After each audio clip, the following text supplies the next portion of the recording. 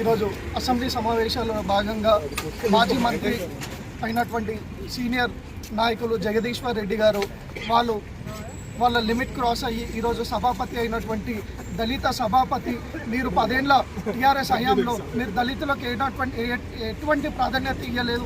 అటువంటిది మా కాంగ్రెస్ హయాంలో మన ఉమ్మడి రంగారెడ్డి జిల్లా నుండి మంత్రిగా పనిచేసినటువంటి మన ప్రియతమైన నేత గడ్డం ప్రసాద్ కుమార్ గారిని ఈరోజు మనం అందరం కలిసి సభాపతిగా కాంగ్రెస్ పార్టీ ఎన్నుకోవడం జరిగింది. అలాంటి సభాపతి పైన మీరు మర్యాద లేకుండా మీరు టీఆర్ఎస్ సీనియర్ లీడర్లు మాజీ మంత్రివర్యులు మీరే ఇట్లా ప్రవర్తిస్తే మీ కింది స్థాయి ఎమ్మెల్యేలకు మాజీ ఎమ్మెల్యేలకు మీరు ఇచ్చే సలహాలు సూచనలు ఏంటో అర్థమవుతుంది. జగదీశ్వర్ రెడ్డి గారు మీరు వెంటనే సభాపతి గారు మా అభిమాన నాయకుడు గడ్డం ప్రసాద్ కుమార్ గారికి క్షమాపణ చెప్పాలని కోరుకుంటున్నాము. మీ ప్రభుత్వంలో మీరు దళితులకు ఏ రోజు మర్యాద ఇచ్చింది లేదు, మీరు మహిళలకు మర్యాద ఇచ్చింది లేదు.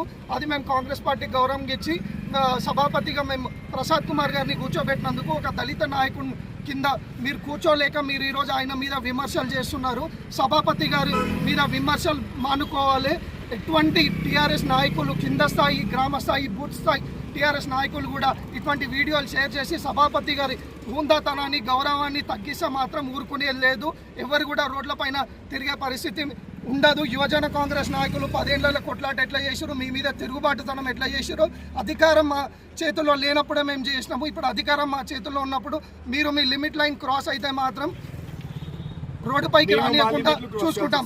యూత్ కాంగ్రెస్ యూత్ కాంగ్రెస్ ప్రసాద్ కుమార్ గారి నాయకత్వం, ప్రసాద్ కుమార్ గారి నాయకత్వం, యూత్ కాంగ్రెస్ జగదీశ్వర్ రెడ్డి, జగదీశ్వర్ రెడ్డి, జగదీశ్వర్ రెడ్డి.